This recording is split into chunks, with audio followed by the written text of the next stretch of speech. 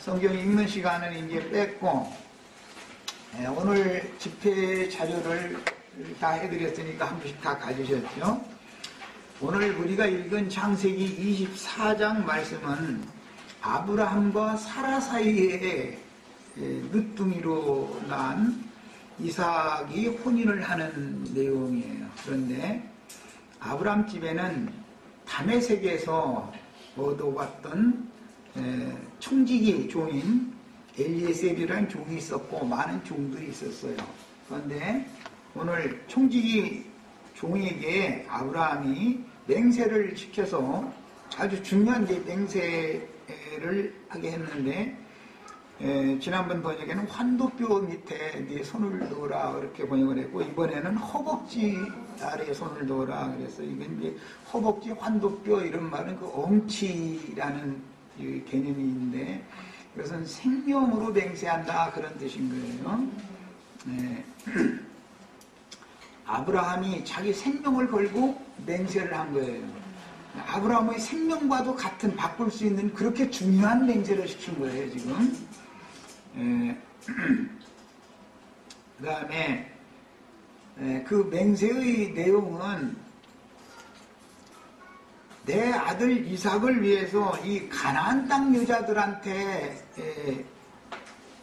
중매를 하지 말고 내 아비 본토 친척들이 거하는 곳으로 가서, 즉 말하자면 이제 아담 시대의 끝인 노아의 심판 후에 방주가 도달되었던 것이 아라랏산이라고 그랬죠. 그 아라랏산 아래가 노아가 포도원 농사를 했었던 곳이에요.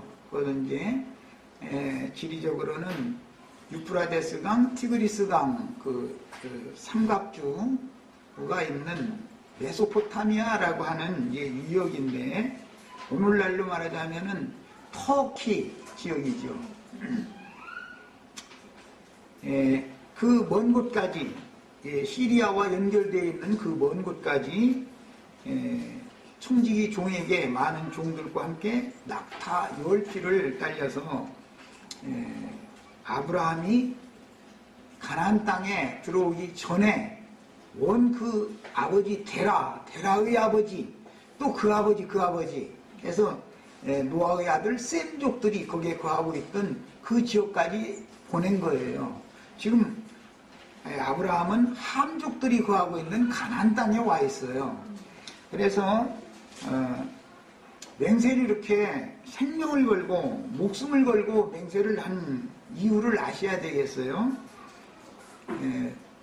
노아를 통해서 셈은 갑절이 복을 받았고, 함의 아들 가나안은 저주의 저주를, 갑절의 저주를 받았어요.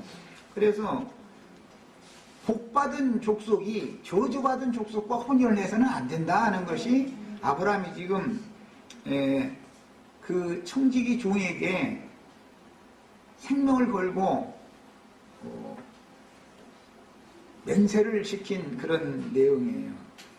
만약에 청지기 종이 그곳에 가서 사람을 만났을 때 그 주인 아브라함의 아들인 이삭에 대해서 소개를 하고 중매를 했을 때 여자들이 따라오겠다고 그러지 않으면 그럼 어떻게 합니까?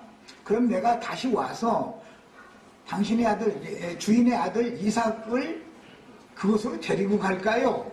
이렇게 물어봤어요. 그러니까 아니다. 따라오지 않는다고 하면 그걸로 끝이다. 절대로 내 아들 이삭을 메소포타미아로 다시 데려가서는 안 된다.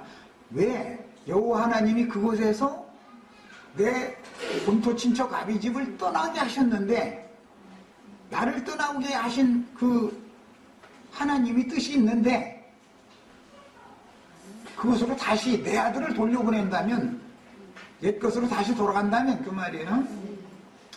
저주를 끝내고 복의 근원이 된 내 아들인데 복을 이어가게 해야지, 저주가 이만 아담 세계로 다시 데리고 가서는 안 된다 그 말이에요.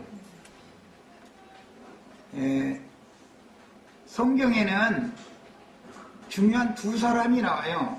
한 사람은 흙에서 취한 첫사람 아담이라는 사람이 있어요.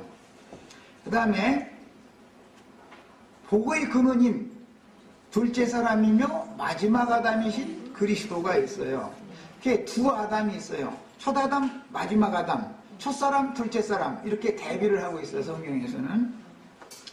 잘 아시는 것처럼 첫사람이라는 것은 혈통과 육정과 사람의 뜻으로 인육을 입혀서 세상에 보냄을 받은 사람들은 다 첫사람인 거예요. 아담에게 속한 사람이죠.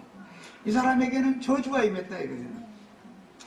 그런데 아담을 통해서 들어온 저주를 변하여 아브라함을 통하여 복으로 바꾸신 것이 하나님의 말씀이다. 그래서 둘째 사람인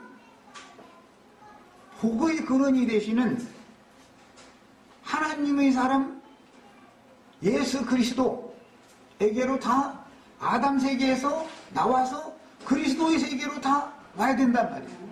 그것이 하나님의 뜻이다. 그 일을 위해서는 반드시 땅에서 난 사람은 위로부터 거듭날 필요가 있는 것이다. 이것을 예시적으로 보여주는 거예요. 거듭난 사람은 둘째 사람이죠. 이 사람은 새 사람이다 그래요. 거듭난 적이 없는 사람은 옛 사람이에요. 땅에 속한 사람이에요. 거듭난 사람은 하늘에서 났으니까 고향이 하늘이 된단 말이에요. 자기가 태어난 곳이 본향인 거니까. 그래서 이미 창세기 23장에 더 좋은 본향 이야기가 그래서 앞에 나왔고 이어지는 말씀이 24장으로 이어지고 있는 거예요. 우리는 저주가 임한 아담 세계인 세상 나라에서 부르심을 받아서 복의 근원이신 하나님의 아들 예수 그리스도의 새 세계로, 영적인 세계, 하늘나라로 옮겨져야 된다. 이것을 지금 보여주고자 하는 거예요. 그런데 하늘나라의 근원자가 되는, 복의 근원이 되는 아브라함의 아들이 복을 계승을 해야지, 저주가 임했던 곳으로 다시 가면 다시 복이 저주로 바꿔지면 안 된다. 지금 이 말이에요. 예수를 믿었어도, 구원을 얻었어도 다시 세상으로 돌아갈 수가 있죠. 그래서는 절대 안 된다 이거예요. 세상에서 일단 부름받아서 하나님의 나라로, 세상 나라에서 하나님의 나라로 옮겨진 사람은 절대로 세상 나라로 다시 돌아가면 안 되는 거다 이거예요. 그래서 이제 출애굽기에서 이 말씀에 근거하기 때문에 출애굽기에서 애굽에서 일단 나오면 광야를 거쳐서 가나안 땅을 향해서 올라가야지, 자꾸 올라가야지 애굽으로 다시 돌아가면 안 된다 이거예요. 그러나 애굽에서 나온 하나님의 백성들임에도 광야길을 걷다가 산지길로 먹는 식물이 또 입에 맞지 않는 음식을 먹어가면서 산지길로 흠나는 길로 자꾸 데리고 가니까 우리가 다 장관 하나를 세워서 애굽으로 돌아가자, 자꾸 그것을 요구를 해요. 그러나 애굽으로 돌아가는 자는 다 죽는다 이거예요. 다 죽는다. 멸망이다 이거예요. 멸망 가운데서 나왔는데 하늘에 간직한 신령한 복을 유업으로 상속받을 하나님의 자녀들이 됐는데, 세상신 마귀의 자녀였다가 하나님의 자녀가 됐는데 다시 마귀에게 사로잡히러 가서는 되겠느냐 이 말이에요. 네. 이런 이제 큰 첫 단락만 지금 말씀드리는 거예요. 윤곽을 이렇게 마음에 잘 담아 두시고 자료 말씀으로 들어갑니다. 믿음으로, 은혜로 구원을 받았다가 저주의 율법으로, 육신의 율법 행위로 의롭다함을 받으려고 신앙이 변질되면 안 된다 그 말이에요. 일단 믿음으로 구원을 받았으면 끝까지 믿음을 지켜야 되는 거예요. 가보는 은혜로 구원을 받았으면 영원토록 은혜 안에 머물러 있어야 되는 것이지, 은혜를 소멸하고 육체의 행위로 다시 나가버리면 다시 저주가 임한다 이 말이에요.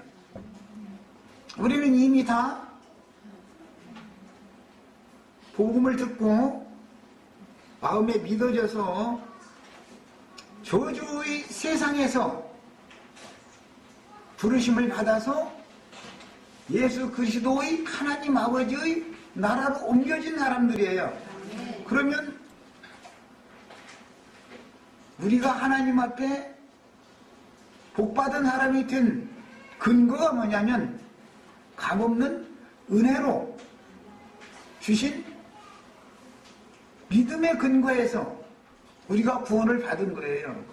그렇으면은 계속 은혜 안에 머물러 있어야 되는 건 너무 당연한 것이고 끝까지 믿음을 지켜야 되는 것은 너무 당연한 거예요.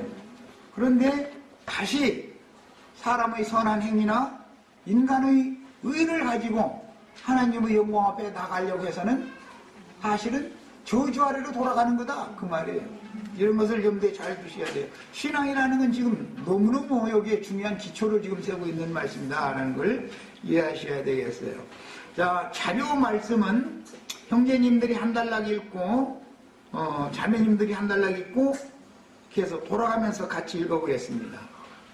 필요한 중간중간에 설명을 좀 드리겠습니다. 자, 자매님들이 먼저 읽습니다. 창세기 24장에서는 아브라함의 아들인 이삭의 혼인에 대하여 기술하였는데 사라의 죽음과 장사에 대한 기록 이후에 이삭의 혼인을 계시하는 성경의 흐름은 하나님의 법률적인 우주 경영에 관한 많은 지식을 숨겨두고 있습니다.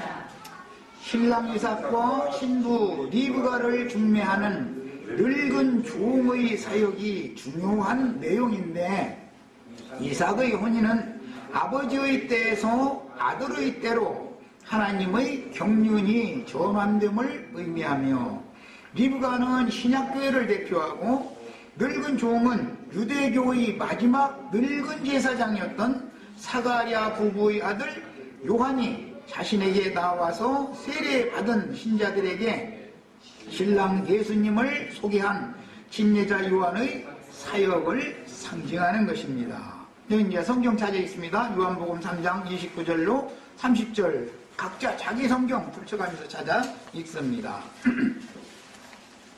요한의 아버지는 누구죠? 세례 요한의 아버지? 사가랴죠. 늙은 부부였지만 아들이 없었죠. 그런데 예수님보다 6달 먼저 요한이라는 아들을 그 늙은 부부에게 주셨어요.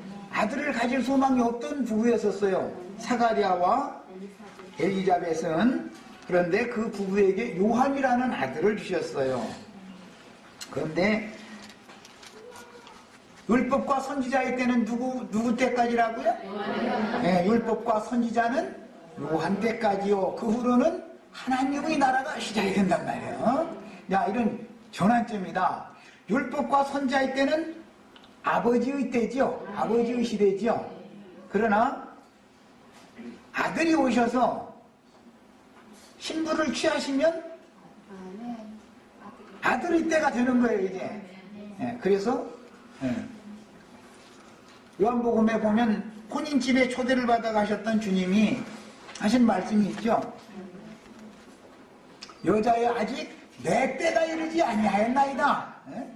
아들의 때가 정해져 있는 거다 이 말이에요. 아무 때나 이삭이 장가드는 게 아니다 이 말이에요. 자, 이제 요한복음 3장 29절로 30절을 같이 한번 읽어봅니다. 자, 자기 성경으로 줄쳐가면서 읽습니다.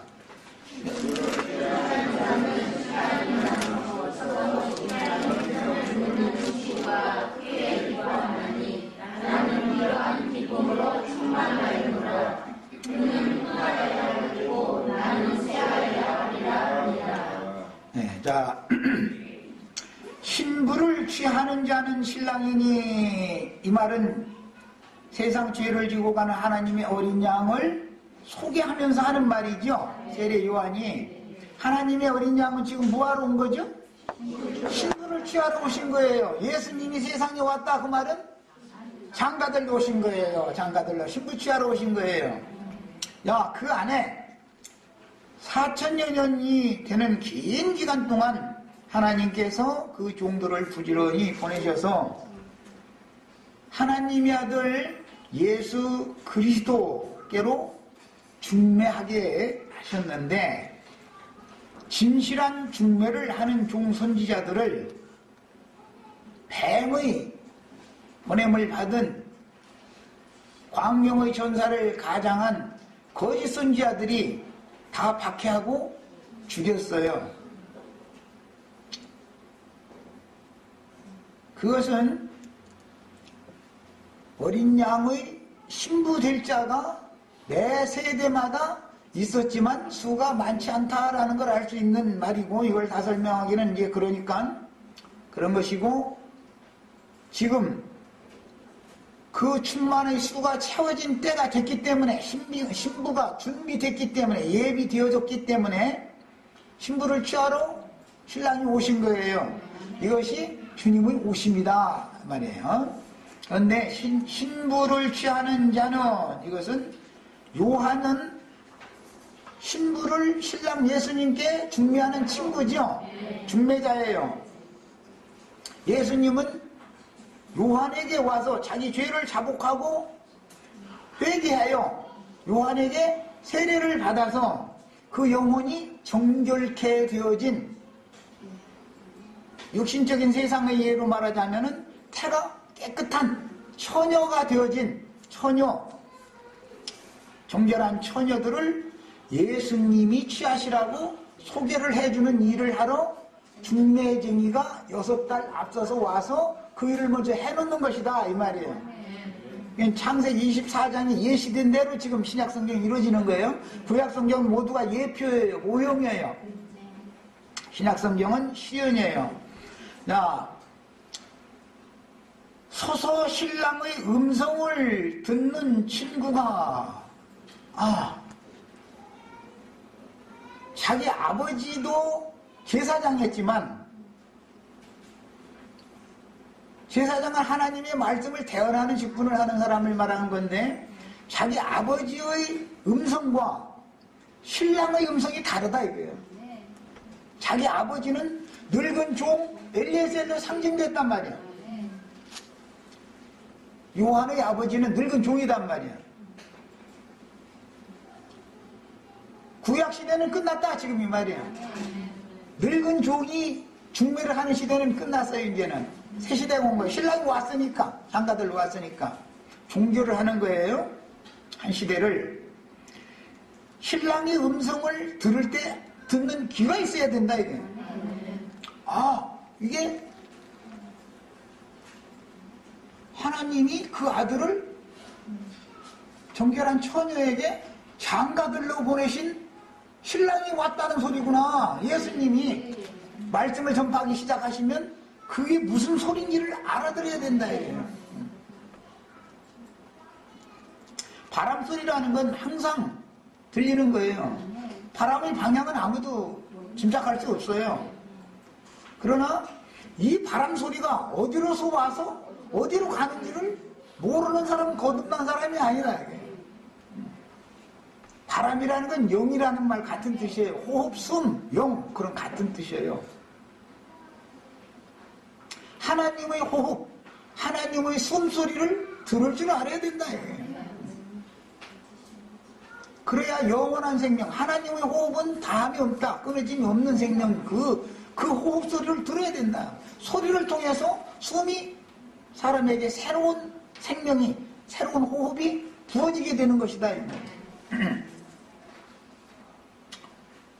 그런데 요한은 그 소리를 들었지만 당시에 저명한 유대교의 지도자들이었던 바리새파 교인들이나 사두개파 교인들이나 이런 사람들은 못 알아들었다. 예수님의 말씀을 듣고도 이것이 새 시대가 왔다, 새로운 생명을 얻는 시대가 왔다라는 하나님의 숨소리가 저주받은 아담에게 넣어준 뱀의 숨소리인지, 뱀도 숨 쉬느냐고 또 그럴 감사인데 참 하나님의 숨소리인지를 구분을 못했다 이거예요. 그런데 요한은 알아들었단 말이에요. 그 친구가 크게 기뻐하나니 나는 이러한 기쁨으로 충만하였노라. 이게 하나님의 분명한 조언이었어요. 그는 흥하여야 하겠고 신랑이 흥해야 되고 나는 세야해야 한다. 내 제자가 더 많으면 안 된다 그 말이죠. 나를 따르던 모든 제자들은 그분께로 다 가야 된다 그 말이야. 너희들은 나에게 와서 세례를 받고 구원을 받은 신자들이면은 신랑이신 내 뒤에 오시느니 그분에게로 가야지 나를 따라오면 안 된다 이 말이야. 이건 너무너무 중요하죠. 세상에서 어떤 친구가 자기 친구에게 여자친구 소개해준다고 소개해놓고 나서는 집에 가서 엉뚱어지 놈은 제일 나쁜 놈이죠. 그런 걸 보고 뭐라고 그래요? 양도둑이다 그래요. 양. 요한복음 10장에 보면 담도 모르는 자들은 다 절도 강도들이다. 내 양은 내 음성을 알아듣는다. 소리를 알아야 된다 이거예요. 종이면 주인과 종의 관계를 정확하게 알아야 되는데 종의 신분으로 와가지고 주인 행세를 하려고 해서는 안 된다 이거예요. 종은 끝까지 종이죠. 그래서 그런 종 보고 예수님이 마지막 마태복음 무렵에 가서 24장 부분에 가서 말씀하실 때는 착하고 충성된 종 얘기를 그래서 한 거예요. 착하고 충성된 종이냐 변질된 종이냐 이게. 이쁜 아가씨 보고 마음이 변해버려. 말하자면 주님의 교회는, 주님의 문된 교회는 주님의 것이야지 어떤 목회자의 교회면 안 된다 이 말이에요. 어떤 목사의 교회면 안 된다 이거예요. 이렇게 중요한 거예요. 타락이, 신앙의 타락이라는 건 뭐냐? 세상으로 간다는 건 다른 게 아니고 목사의 종이 되는 것을 말한다 이 말이에요. 그 사람은 세상 사람이다 이게. 세상 사람. 변질된 종이라는 건 그 종이 세속화되어져 있는 세상 사람이기 때문에 그 변질된 종에게 가르침을 받으면 사람들의 영혼이 자연히 세속화되어지고 타락되게 돼 있다 그 말이에요. 자, 세 번째 단락 자매님들이 한 단락 더 읽어 나갑니다. 아브라함의 아들인 이삭의 혼인은 요한의 침례 사역으로 하나님의 아들인 예수의 사역이 시작되는 것을 보여주며 율법과 선지자의 때가 끝나고 은혜의 시대인 교회 시대의 계시를 상징하는데 구약 시대 전 기간은 하나님 아버지와 그분의 아내인 활동적인 아브라함의 영적 자손들의 시대였으니 여호와 하나님은 남과 북과 북왕국으로 나타난 이스라엘 나라의 장가들어 그 백성들을 사랑하는 아내로 취하셨습니다. 호세아서 읽어보면 아주 적나라하게 표현이 되어 있죠. 내가 네게 장가 든다. 너는 내 아내가 된다. 이런 말씀이 계속 나왔어요. 구약시대에 이스라엘 백성들은 하나님의 아내 신분이었다 이 말이에요. 여호와 하나님의 아내 신분이었었어요. 저 자매님 자료 안 드렸어요?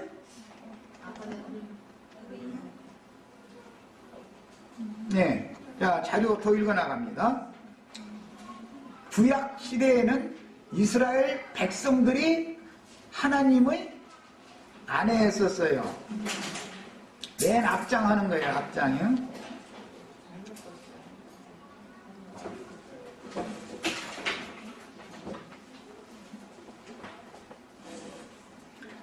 자, 다음 단락은 형제님들이 읽습니다. 아브라함은 아버지로 사라는 어머니로 계시되고, 아브라함 보고는 아버지라고 그러죠. 누가복음 15장에 보면 아버지 아브라함이요 이렇게 부르죠. 이스라엘 사람들은 아브라함을 아버지라고 불러요.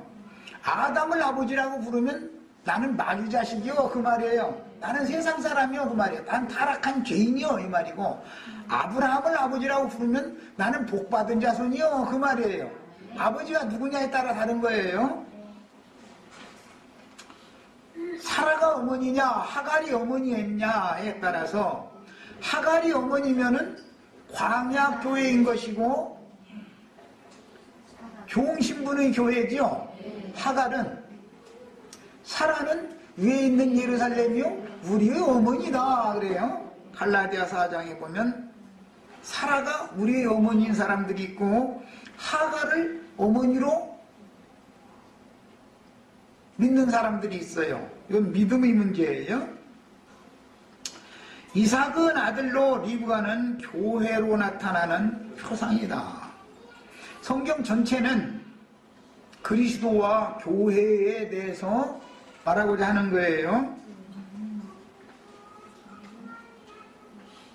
리브가는 교회로 나타나는 표상이요 그림자이며 아브라함의 때와 이삭의 때를 결정하는 이는 말씀이신 하나님이시다. 하나님은 말씀이죠. 태초에 말씀이 계시니라. 이 말씀이 하나님과 함께 계셨으니 이 말씀은 곧 하나님이시니라 그랬어요. 흔히 말하는 하나님 그 말은 말씀이다 이 말이에요. 말씀을 말하는 거 로고스 말씀을 말하는 거예요. 이삭의 성장과 신부인 리브가가 성장하여 혼인할 때가 차면 이삭이 성장하면 이삭이 태어나면 리브가도 태어나야죠. 그래서 이렇게 준비를 다 해놓는 거예요. 하나님이. 이삭이 자라면 리브가도 자라는 거예요. 청년 처녀가 되어 만나니까. 혼인할 때가 차면 사라의 때는 끝나고 그래서 사라가 먼저 죽은 거예요. 자, 이 말은 율법교회 시대는 끝났다 그 말이에요.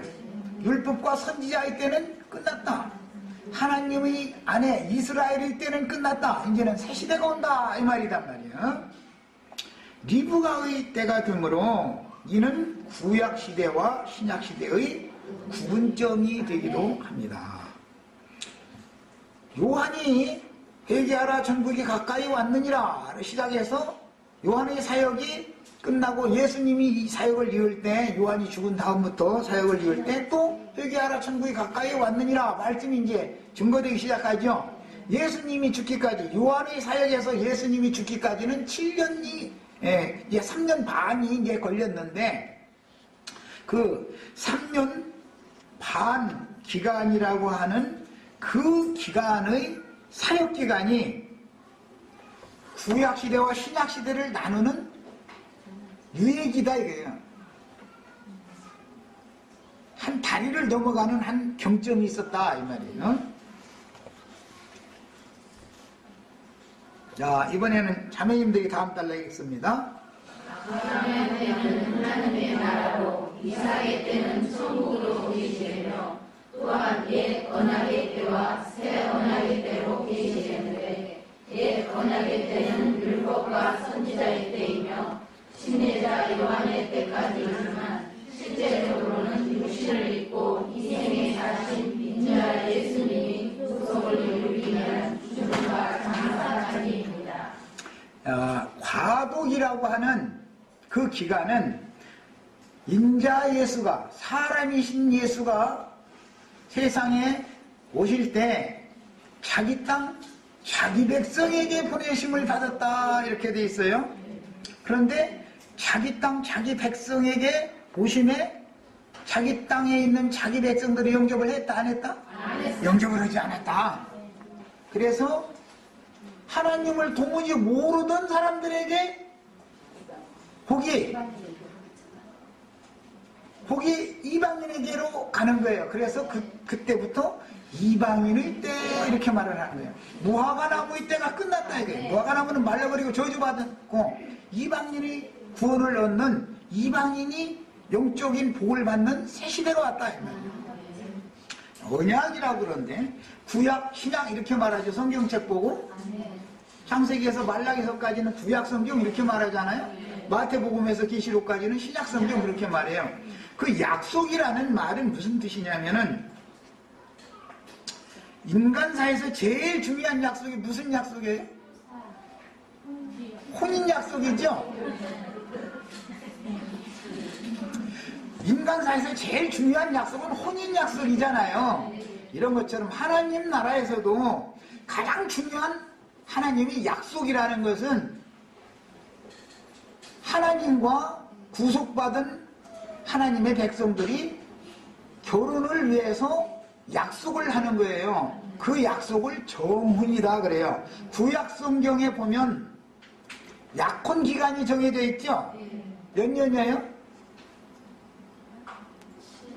7년. 네. 그 어디서 나오는 말이에요? 라헬하고 레아. 네.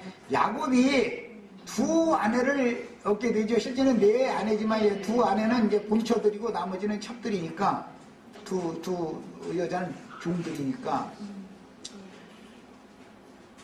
정혼을 했다라는 말은 양가 부모님에게 혼인을 허락받았다 그 말이란 말이야.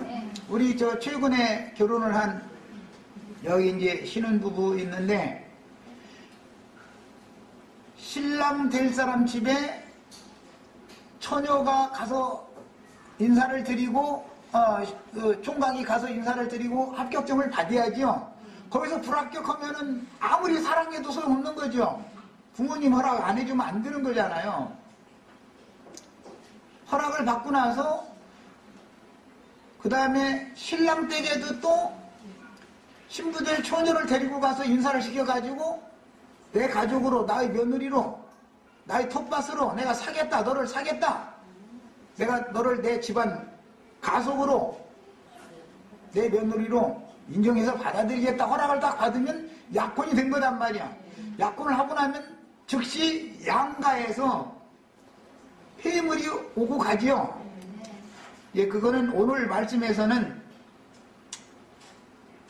코를 꿰는 고리와 팔목 고리를 이렇게 주었다 이렇게 되어 있는데 그건 이제 고대 사회의 혼인 계약을 체결할 때 약혼식 때 반드시 그걸 하는 거예요. 이것은 세상 말로도 어떤 아가씨가 누구와 결혼을 하는 것으로 이렇게 양가 부모님 허락받으면 그 총각한테 코 꼈죠 이제. 그래서 코골이를 딱 갖다 이렇게 끼워놓는 거예요. 이제 이 아가씨는 이제 다른 데서 아무리 좋은 혼처가 있다고 해도 거기를 돌아보면 되는 거예요? 안 되는 거예요? 절대 안 되는 거예요. 이제는 일단 코가 딱 깨졌으니까.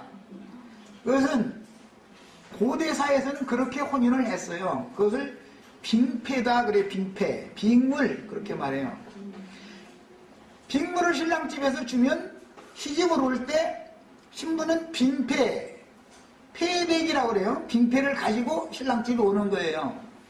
그런데 요즘에는 세상 나라가 그걸 반대로 하죠. 그런데 원래는 신랑집에서 빙물을 보내면 빙물을 가지고 신부집에서 빙패로 만들어서 가지고 오는 거예요. 다른 걸로 만들면 안 되는 거예요. 열 문화의 은을 신랑이 맡겼어. 신랑집에서 보냈어. 그러면 한 문화를 잊어버리고 더 반짝반짝 빛나는 좋은 은전으로 채워가지고 가면 돼요? 안 돼요? 절대 안 되는 거예요. 그거는요. 그것은 시부댁을 시부모님을 멸시하는 짓이다 이거예요. 나를 산 값이요 그게. 밭을 최전 밭으로 제일 좋은 밭으로 며느리로 받아들인다 이 말은 우리 가문을 이어갈 생력 번성을 할 땅을 내가 산다 그런 뜻인 거예요. 그래서 열문화를 이렇게 주는 것이 통상화됐었어요. 혼인의 예법이라는 것이 너무 중요해요. 성경은 전부 혼인 예법에 대해서 말하는 거예요. 하나님의 아들 예수 그리스도와 구속받은 피로 사신받아진 은삼십에 사신받아진 영혼들 사이를 결혼시키는 이야기가 성경 이야기인 거예요. 전체적인 배경이 그래요. 자, 그러므로 구약 성경은 이스라엘 백성들과 정혼을 하는 내용이고 예수님이 인자로 오시면 정혼, 혼인 기약이 찼기 때문에 장가들러 온 거예요. 혼인 날짜. 약혼을 딱 하면 양가에서 혼인을 허락을 하면은 혼인 날짜를 딱 잡죠. 혼인 날짜를 딱 잡아요. 그 날 될 때까지 처녀가 바깥바람 쐬고 다니면 돼요? 안 돼요? 안 돼요. 성경에는 히브리인들이 사상이에요. 이것이 정신세계예요. 일단 약혼을 하면은 혼인을 한 사람과 똑같이 보는 거예요. 결혼한 남자가 있으면 절대로 세상에서 제 아무리 좋은 혼처가 또 나와서도 거기를 다시 말도 붙이면 안 되는 거예요. 나는 정혼한 남자가 있다고 딱 밝혀야 되는 거예요. 의무적으로. 그 히브리인들의 생활 관습이에요. 중국도 마찬가지예요. 좋은 처녀가 있는 집에서 혼처가 또 들어와. 나는 이미 정혼이 됐습니다. 라고 밝혀야지. 우물우물하면은 그 구약성경 율법에 돌로 쳐 죽이라고 그랬어요. 쳐 죽는 거예요. 돌 맞아 죽는 거예요. 이게 율법이에요. 이만큼 혼인 약속이라는 건 중요한 것이다. 성경에서는 이걸 이렇게 중요하게 다뤄요.